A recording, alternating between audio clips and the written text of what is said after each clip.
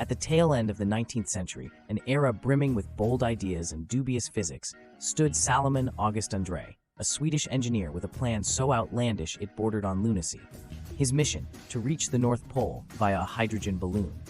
This was at a time when polar exploration was synonymous with freezing your whiskers off in a ship, and not floating whimsically in the sky.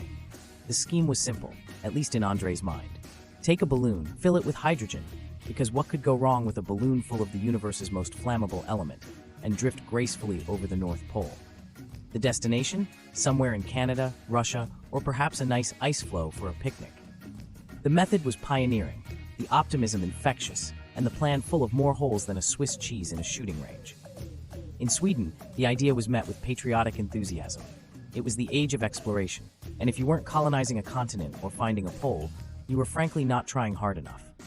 Andrée, in a stroke of genius or madness, the line was blurry, managed to secure funding for his balloon dubbed Örnen, the Eagle. Among his backers were none other than Alfred Nobel, who knew a thing or two about risky endeavors, and King Oscar II, who probably fancied the idea of a Swedish flag on the North Pole. The balloon itself was a sight to behold. Made in Paris, the capital of balloon fashion, it was a silk behemoth coated in varnish. The plan for steering? Drag ropes.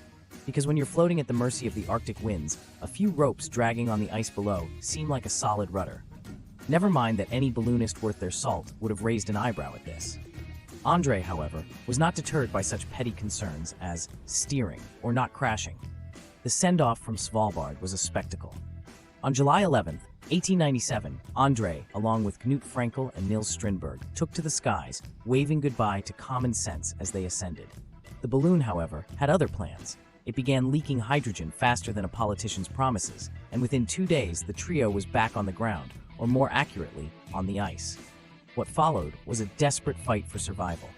Picture 3 men, dressed for a Victorian dinner party rather than the Arctic, dragging heavy sledges across a landscape more suited to polar bears than people. Their optimism remained high, even as their altitude did not. The Arctic, in its unyielding way, began to chip away at their spirits.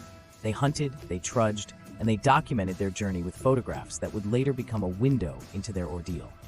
Strindberg, the expedition's photographer, became the Ansel Adams of the Arctic, capturing the desolation and despair with a lens fogged by frost and futility. Their final days are shrouded in mystery. Theories abound: exhaustion, exposure, or perhaps a tragic game of who ate the last ration bar. What's known is that they never made it home. Their remains, discovered 33 years later, told a silent tale of ambition clashing with the merciless Arctic. In the end, André's Arctic expedition stands as a testament to human ambition and its limits. It's a story that's equal parts inspiring and cautionary, reminding us that sometimes reaching for the stars, or in this case the North Pole, requires more than a balloon and a dream. Despite their tragic fate, Andrée and his team's adventurous spirit and audacity continue to inspire, a poignant reminder of the thin line between bravery and recklessness in the pursuit of discovery.